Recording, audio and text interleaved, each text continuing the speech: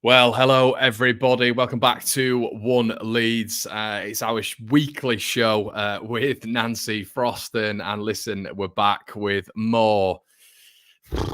Man, I don't even know, more content, I guess, to cover this club. I feel like we're singing from the same hymn sheet at this moment in time, as Leeds United obviously very, very recently have sold or are selling in the process of, nothing confirmed yet, Georginio Rutter. Leeds go into a massive game this weekend against West Bromwich Albion. West Brom picking up all 3 points last weekend against QPR, 3-1. Josh Madge grabbing all three. Leeds United obviously totaling up a 3-3 draw against Portsmouth. So we're back involved with the hysteria that is football this weekend. Premier League joining us as well, of course, in the next couple of days. But I'm absolutely delighted to be joined, as always, by Nancy Froston. Nancy, well, we wanted content. Oh, not this though, hey? Oh, dearie me. Yeah, we wanted content, and obviously, last week we were speaking about potential incomings and maybe getting a bit excited about that. Who could Leeds go forward? They've got 2-3 weeks. Nancy, did you expect this? Did this just come out of the blue like it did for everybody else?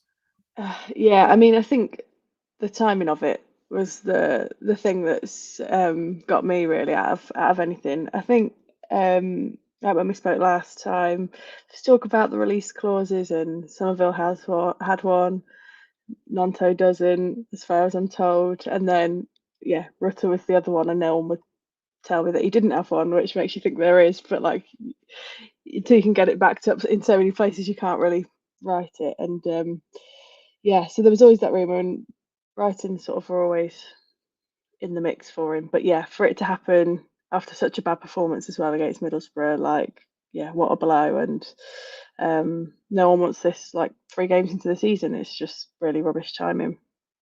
Yeah, 100%. And like you've said, there seems a lot of anger around at the minute, Nancy, which is very much directed at 49ers, and it's understandable, isn't it? I mean, there's anger from us channels. There's angers from there's general football fans, general Leeds United fans you meet on the street or whatever. It's understandable, isn't it? That's another massive asset sold, 3 now, and then you're not even talking about your Glenn Kamaras and other obviously players who've left the club. The club have got to be in a pretty healthy financial state, you'd imagine, right now. Yeah, that's it. I think, if we'd seen a winger come in place of Somerville, or even the central midfielder and the left back that Falcao said many times that he wants, if they'd been or a fullback rather, sorry, not specifically a left back, but if we'd seen 1 or 2 of those come in, I think the anger might be less. I don't know, but I think for the fee as well, a lot of Leeds fans are really scratching their heads as to why, when you've paid 30 to 35 million for him in the first place, why the release clause is only 40, and all these questions basically that it wouldn't be a bad thing if someone were to front up and answer some of those questions. But I suppose the owners will want to try and get some more business done, and probably review this and answer some questions at the end of the window, in the hope that they're working towards getting some deals across the line. But yeah, it's a tough position for Leeds, I think, because everyone can see that they've made all these sales, and even with some of the sort of the past deals coming back to bite them, which I think Farke's referred to in terms of not being able to spend everything now, it still is a lot of money. Like, it's more money than incomings than anyone else has sold in the rest of the Championship combined. Like, 23 other teams haven't sold as many players for that much money, as Leeds. So, and Nancy, how many? Daniel Farke keeps referring, and you'll have heard it in your press conference in the press conference yesterday, paying for sins of the past. How many?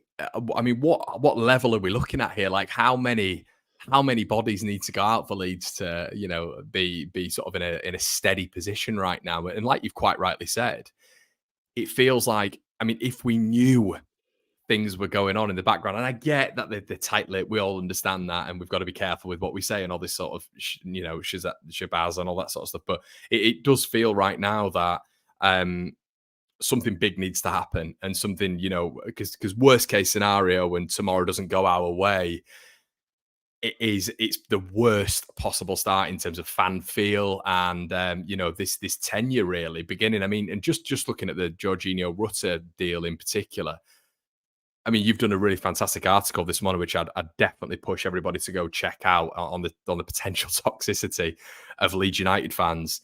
It feels like with the 49ers, they had a massive hand, didn't they, in the Georginio Rutter deal? I mean, and I think this is where it's not really linking up with, Parag Marate saying, he does negotiations in his sleep. That's his wheelhouse and all this sort of stuff. Because all these deals, Georginio Rutter, I should say, that deal was done under their sort of guidance as well. It felt like Brad Rizzani wanted a loan at the end of the year, but the 49ers at that point pushed it. So they should have known there was a release clause in there. I mean, yeah. Yeah, it's a tricky one because I think there comes to a point where in terms of Farke saying, "Oh, we're paying for some of the old mistakes," like whether that is in terms of like spending money on players, which I think everyone will know that kind of glut of signings in the final window before the Premier League season wasn't great, and most of those have moved on. There's a degree of that, and like staggered payments. You're never sort of fully up to date in terms of paying off players that have already moved on, things like that. I think he is referring to obviously these release clauses as well, in terms of sometimes you have to put them in to get the player to sign in the first place. And signing in January is hard, and that's when Rutter came in. Obviously, yeah, there's going to come a point where obviously the 49ers were kind of on the scene at that time. Okay, they weren't majority owners, but they were around, and so putting in a clause like that, it got him in the first place. I think really it is the timing that's the unfortunate thing with this. If Brighton had laid 40 million down and triggered the clause at the start of the window, would most Leeds fans have been as up in arms as they are right now? I don't think so. But when you lose Archie Gray, obviously for basically to satisfy PSR, although there was the clause there as well, and then you lose Somerville a week before the start of the season, and then you lose Rutter like this far into the start of the season, that's where I think it's the issue. It's the pile up of these surprise release clauses, and the timing of it that's just it is unfortunate, because you look at what you're losing with Rutter. I think sort of trying to think about his legacy or his contribution to Leeds, assuming that this doesn't fall apart, which I don't think it will now. Going to Brighton, he's quite a hard one to sum up, because obviously I think for the first 6 months everyone thought he wasn't very good, especially for the money that he came in for. And then you see last season his class. There's still a lot of rough edges to his game, but I think what you're losing as well, apart from the fact of the blow of losing 3 really super talented players in this squad, but you're losing the potential of basically him being that game changer in this season to come. So it's like, it's Feels like him going, it really could be the difference between 2 or 3 spots, doesn't it, in the division? yeah, that's it, I think. And so, it's fine if they manage to get someone in, but the kind of the impatience, I think, is justified at this point, because the later you get in the window, the more pressure there is, the harder it is to get a good deal, I think, And Nancy, personally. teams know, don't they? They know that you're struggling. They know the uproar. Agents will be well aware of what's going on right now and the hysteria around the club, and they'll see Leeds coming surely and think, okay, we'll add 5 or 6 million quid on top of deals. Yeah, and this is the thing, and that's where, if you're a good negotiator, like, can you still get that down? Can you, work with that, or do you blink? And I always think about Sunderland Till I Die, where they ended up chucking a load of extra money at the Will Grigg deal to get that done. Yeah. It's that sort of situation, and those things do play out in real time at every club. So, I think if they get a win tomorrow, it'll just take the edge off some of the stress, really. But like, as long as the wait carries on for a win, I know we're only 2 games into the league, but 3 games into the season. Feels like It there's more just context. It feels like there's more just context to feels it, though, that, doesn't it, Nancy? Yeah. that edge is there to things, I think. Definitely. Look, let's get into it. Have you any idea? There's rumours going around at the minute that Joseph has a release clause. You're talking as if we've been told that there's no more of this, but I don't know what to believe anymore, Nancy. I have no idea, because I thought that was the case last summer, to be honest, with all these clauses, and then you're figuring out even more through the woodwork. Can we categorically say that there's no more clauses in any of these players' contracts, or could there be? Well, this is the thing. I think Falco was asked this yesterday, and he was like, I can't talk about current contracts and stuff. As I understand it, I don't think there's any more that can be triggered at this point in the window. So essentially, the situation with Rutter was that was a deadline, Yeah. and the random date was put in the contract basically so that Leeds wouldn't be left with someone triggering that like on deadline day. So they put that date in advance of deadline day so that if that ever happened, they'd have a bit of time to get a replacement for him. And I assume if that's the way they've done that with his, then anything subsequent to that, they might have, if there is a release, it'd be similar. But as I understand, it sounds like hopefully the releases are done for this window. But basically the only people that will definitely know that is someone who's had their eyes over the contract and stuff. I don't see like loads more sales from this point, she says, having Oh, having said earlier in the that's window not they conclusive only at need to all. sell one or two. No, I think like if you see someone go out, it'll be, it might be Verba or someone like that where maybe we're already seeing that he's not going to get the game time he wants. Whereas someone like Joseph, that this isn't everything that's up to now isn't suddenly going to make someone like Joseph fall out of love with Leeds and fall out of love with the project. He'll just be aware that, a couple of big name players have gone and this is his season to really shine, I think. So I don't think there's any cause to panic there. But yeah, it's just it is a rough point basically for Leeds to be in right now with the form. How many do you think they need, Nancy? Personally, I would say 4 or 5. I Yeah, I've think to said be 5. comfortable, 5. Yeah. Yeah, just because just looking at them on Wednesday night, and I think it's fair to say that obviously was the kind of second string lineup, which is fine, and there's a lot of really good talented players still in there. But I was just looking. Was Burrows too, though.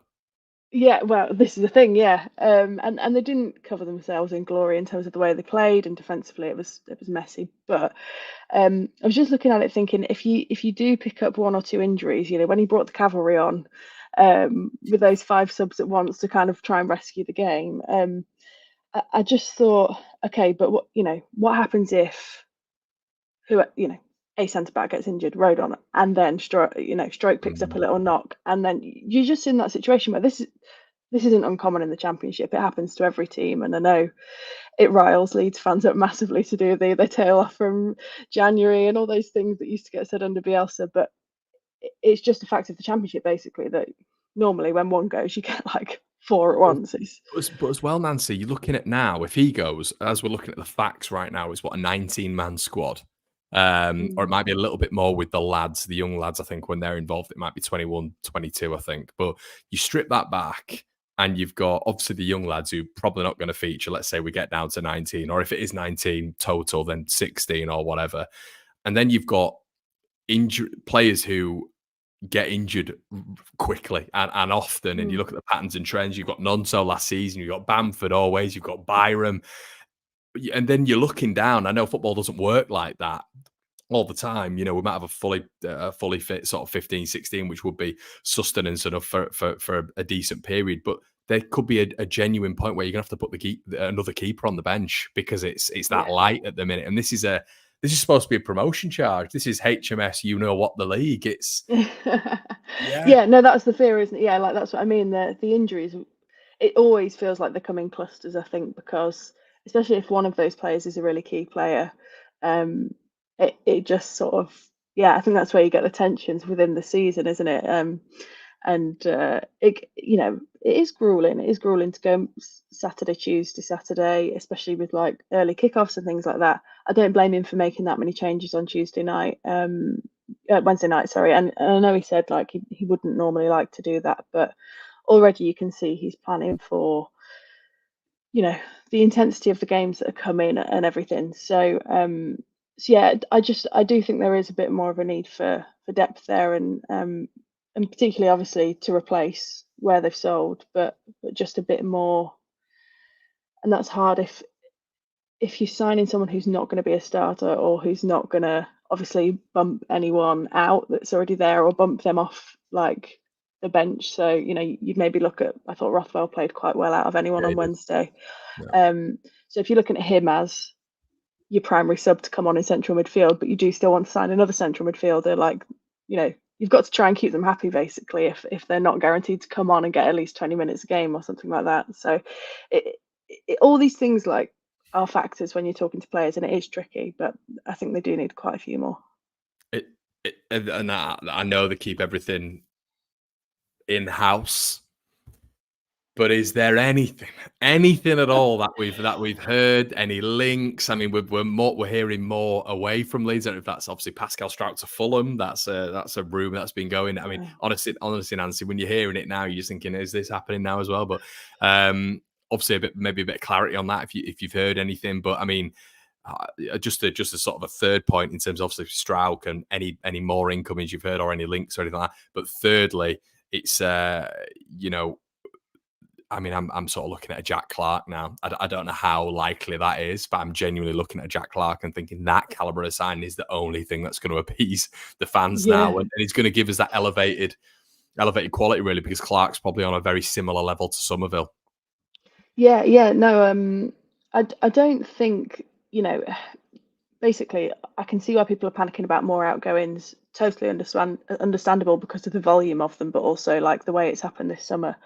But I don't think there's any like cause to be really concerned in terms of, I've seen people be like, oh, they're just going to sort of sell off anything and everything, all assets, basically. Like, I genuinely don't think, I know it's easy to kind of feel that's the direction, but I don't think that's the way it's going. But it is genuinely quite quiet on incomings. Jack Clarke is an interesting one because he's the type of player where you think, I guess, for his association with the club, for what he's done, I think he's got that, that high of a ceiling where if he came back in, he could definitely be the main guy to kind of occupy that role, I guess, because that was the main thing for me as well with Rutter. Like the way he played against Valencia in particular, I thought, okay, this guy's, he's taken over the main character energy from Somerville as the person that's going to really sort of, drag at times, maybe drag Leeds through a tricky performance. Joseph's got that potential, but you don't want to heap that much pressure on him, basically, being that bit younger and stuff. So, look, Jack Clarke's an interesting one. I wouldn't be surprised if we see sort of talk about him ramp up in the next few days to a week. I don't know Sunderland's position in terms of sort of being willing to sell or anything like that, but I think he's been linked to quite a few places this window, so that doesn't come from nowhere either. But on the whole, it's fairly quiet. Every time Leeds get close or get linked to someone like with Ljubicic and Rowe, it seems to sort of very quickly die down, fall away, for one reason or another. So look, I think, who was it today? Spurs have done like an out of nowhere deal for the young lad at Burnley. So let's hope Leeds have a couple of them in their back pocket and everyone goes, oh, blimey, where's that come from? And it's going to have to be, isn't it? It's going to have to. It's going to have to work that way, yeah.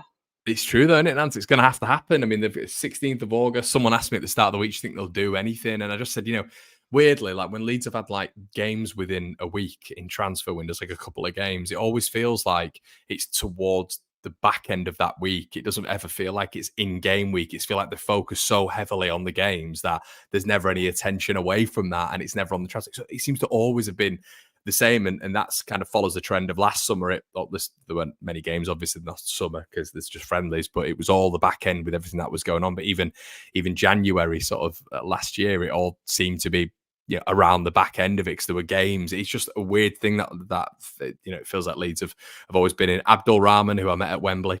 Hello, Conor and Nancy. I'm a Leeds fan from Bahrain, and I feel sick and hurt after GR's sale to Brighton. Feels like Eric Cantona sales. Oh, bloody hell. Abdul Rahman. There's no need for that. Lost all confidence in our promotion. There you go. This is it. Abdul Rahman, it's overseas as well, Nancy. They need something. We need a positive injection, and from a huge franchise that they are, and the PR side of things, the marketing side of things is they've put a lot of onus on that. They need to get this right in the next. It's probably the biggest. Literally 2 weeks now. It's 100% their biggest period at this club because the fan sort of discontent right now is massive. Yeah, that's it. That's right. I think, like, if they go out and smash West Brom 3-0 tomorrow, okay, I think the panic of are we even in the promotion conversation dies down immediately. I think it's just unfortunate that off the back of, yeah, well, Pompey game was all right. It was just such a random game. I felt trying to write about that was really hard, and then Wednesday night was just seriously disappointing in terms of the way it panned out. I think if they play really well tomorrow, it takes the edge off. But yeah, this is a massive 2 weeks for the 49ers. It's a chance for them really to show everything that they've promised in terms of like being good, being savvy in how they execute transfers, and they've achieved the corporate side of things. They've got the big sponsor with Red Bull. I think they did the away shirt really well. I think that was executed as well as you could. But obviously, lovely as it is, it only goes so far with Leeds fans who care deeply about transfers and actually the fortunes of the team on the pitch. And so yeah, it's going to be a really big 2 weeks. um it's bound to happen at all times of day and night. I reckon it's going to rumble on, and be, yeah, pretty stressful for everyone involved. But yeah, I'd imagine we'll see more. I do think you're right. It's hard with like a 3 game week, basically. I think from start of next week, it'll pick So up. do you think with in terms of expenditure, look, we all have to be accountants, don't we? And especially yourself, you have to be an accountant, a financial expert right now. But they said we were sort of okay after the Somerville deal, which obviously was a mass amount of money then with the Archie money coming in as well. Uh, like, are we sort of? I mean, what pot of Leeds got to play in? Are we sort of looking at that sort of money that we got in for Rutter really, and that's it? Or do you think they've got a little bit more to play with? Because, like I've said, it felt like it was Somerville, and then we're okay now. We can go Mm. and spend. Honestly, Nancy, I mean, 5 players with 40 million quid, it should be achievable for obviously a top business to have. But if you're looking at a top player to come in, you're looking at up north of 20 million now, really, aren't you? Yeah, yeah. I mean, it's explained to me that like Gray solved the PSR issue. Then you had sort of that cluster of smaller deals, so like Cresswell, Kamara, Rocker, and some of the others.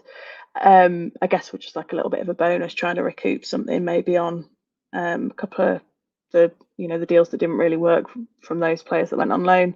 And then yeah, Somerville is a good amount of profit. Obviously, it's a bit difficult with Ruta because it's you know it's been said that obviously Leeds paid 30 to 35.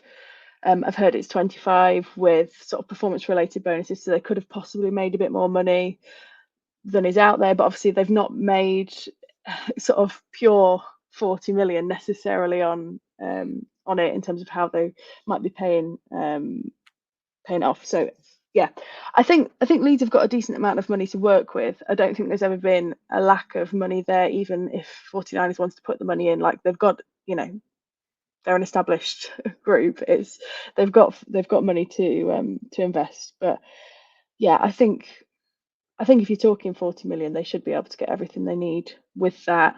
I think we'll probably see a few loans as well, so it just depends if they want a loan fee. But yeah, it's hard to know. They might extend beyond that, obviously, if they're willing to put a bit in on top of what they've made this summer. But yeah, it's never like becoming an accounting expert is the best way to think of it, because they won't physically get all of this money this summer, which is important to remember. Yeah. They might have structured some of these deals so they get everything up front, and that's great. But like, it doesn't often happen that way in football, and you're normally getting like a bit like direct debit payments. They'll be coming through sporadically over quarters or months or yeah, half seasons basically for however long they've structured these deals over. It's complicated. Yeah, it is. It is. But yeah, I mean, all eyes are on tomorrow, aren't they, Nancy? Now it's a big game for Leeds. I mean, I guess who do you expect to go into the 10 then? Are we looking at Aronson? Or are we looking at Peru? I mean, either or, either option's definitely a downgrade, I feel. But who are you thinking is going to go into that 10 role straight off the bat? I think Aronson's done enough. No, Peru straight away for me. I think like it was really unfortunate for Aronson to miss that second chance right at the end against Portsmouth. I mean, that was redemption on a plate for him, nearly, I think. I don't know what much more he's got to do to win the fans round, but like the goal was, I think, a harder chance than the one he missed. But I think he has got plenty to offer. I'm just not sure he starts over Peru, for me at the moment, based on like the couple of performances. I thought Peru obviously got the assist for Aronson, I think, in that game against Portsmouth, and I think he's been pretty good when he's come on. So yeah, it's a downgrade from Rutter, but my personal preference, I think, would be Peru to start, and then obviously if you want a sub, Aronson can come on either on the left or in the 10. Even Rothwell in the 10, maybe. Yeah, that'd be really fun. Yeah, he gets about. He's really progressive, like nice mover of the ball, always looking forward with it as well. So he picked out some really nice passes, I thought, on Wednesday night. So I'd be interested to see what he could do a little further forward. Actually, I don't know if he's previously operated as far forward as that, but could be quite a fun experiment. Adam says, smash a like, people. Been a supporter for nearly 30 years, and I'm genuinely worried about our season. Great job at you two. Stop my housework to watch this. John, Nancy, come over to Robin Hood's Bay. Conor, drink with us at the Laurel. It's the only answer. I went to Robin Hood's Bay, and there is a ridiculous amount of Leeds fans in such a small space. I couldn't quite believe it, to be honest with you. So, yeah, moving on tonight, John. But Dave says the only way this is salvaged is 5 signings, and Dave's given us a list: Whittaker, Jack, Clarke, and a quality number 8 with 2 good loanies. I guess loans, I don't know. Farke mentioned permanent signings, but obviously he's got to be a little bit realistic in there as well. We might want just permanent signings, but we all want permanent signings. But I've got this just awful feeling that they're just going to do like one permanent and a loan, and the permanent's going to be that. I mean, that would be bad, wouldn't it, Nancy? Clarification, that would be bad, but. Yeah, unless the permanent is someone absolutely ludicrously good, I think everyone would feel slightly underwhelmed with, if it's anything less than probably 3, I guess. What's your gut feeling? What's your gut feeling that you think that you think they'll get in? Do you think they'll get in 4 or 5, or do you think it is going to be like a 2 or 3? Given where we're at, my gut feeling is something like 3, but I'm very, very happy to be proven wrong. But yeah, I think probably something like 3. And yeah, Farke does. I mean, he said this himself the other day. He prefers permanence just because you've got that buy-in, and you've not got to guarantee, or he won't really guarantee game time for loanees and stuff, which is absolutely fair enough. But obviously, quite a lot of the time, that's what the loan club wants and stuff like that. So, yeah, I think permanent's preferable, but I do think we'll see at least one loan. I can't see them not sort of getting another loan player in before the end of the window. And just before we end as well, do you think this is obviously I got another question just on top of this, Nancy, super quickly, but Farke, do you think this is it's almost a bad thing but a good thing as well, isn't it? Because he's got sort of a few excuses in his back pocket now, hasn't he, in terms of the squad being stripped a little bit with his major assets. Do you think that it's got to be the team's still good enough, to be vying for those top spots? Because as much as we've been stripped, I still think the squad is very, very decent. Not saying there that they don't need to do additions, but I don't think this can be a major excuse. What are your thoughts? No, definitely. It's interesting this period because obviously he's probably under the most pressure that he possibly has been, and which is wild to be this early in the season, but that's just the way it feels anyway. But yeah, I mean, it gives him a little bit of room to say like we're not where we want to be and everything like that. But yeah, this team is definitely still good enough to be challenging at the top end. I don't, if they'd kept everyone, you'd be like, yeah, they should walk the walk the title. But no, they're still absolutely good enough. I think it's just early days, and when they get that first win, it'll settle. It does feel as well like right now, you genuinely feel that with all the points deductions that come, which are just so meek and mild. Just go for it. Just spend the money you need. Get up. You might get a 2 or 3 points deduction, but the club will probably be in a better position instead of adhering to the rules. But maybe that's me being a risky guy and not risk averse. I think it's an ideal world. But you also feel if there was a panel of experts looking at this Leeds United side, if we did do that and they had to dock us points, Leeds would get the full whip of the law. And that's based on the minus 15 points that we got, which I don't think has been seen since back in the League One days. Yeah, no, that's it. Yeah, it's interesting. You do wonder, like, could you do a Villa and obviously they got up, didn't they, with the stadium sale loophole and all that from way back, um and we never know if they'll come back down, if they'll ever get any punishment for that. But whilst you're up in the Premier, you're sort of safe, aren't you, from any sort of EFL bother. So yeah, it could be interesting. I think there's room to spend a little bit of money just to really give Farker the tools he needs. I think he is a good manager, and I think he's good at sort of managing the pressures and the expectation and the outside noise for the squad. So you don't get many managers that are as good as that for to occupy the hot seat at Ellen Road, and it's a big challenge for any manager. That so I think he's the right kind of character to do a good job. And Somerville's just been announced in the Dutch squad, which is quite staggering. He's just been announced there, and obviously Schmodix has just gone to Ipswich. That's just been announced as well. But Somerville been involved in the squad. That pretty much means that Leeds get add-ons straight away, presumably, from what we understand. It is. Yeah, it sounds that way. So take that. Yeah, take that speedy indeed. Yeah. add-ons. Yeah. There we go. So just like that. But Nancy, thank you so much for joining. You've given us a lot of your time, your precious time. I understand that the world of Leeds United can be full of trials and tribulations. So thank you so much. Chat, everybody. Thank you for joining as well. Make sure you like, comment, and subscribe before you leave. It's all free. Head on up to the Patreon if you want some bonus bits. Link in the description below. And we will see you in a bit.